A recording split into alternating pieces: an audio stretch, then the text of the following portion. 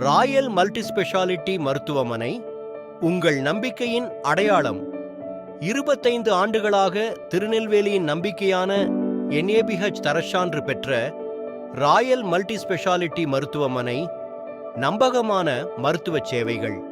பிறந்த குழந்தையிலிருந்து பெரியவர்கள் வரை ஒரே கூரையின் கீழ் முழுமையான சிகிச்சை.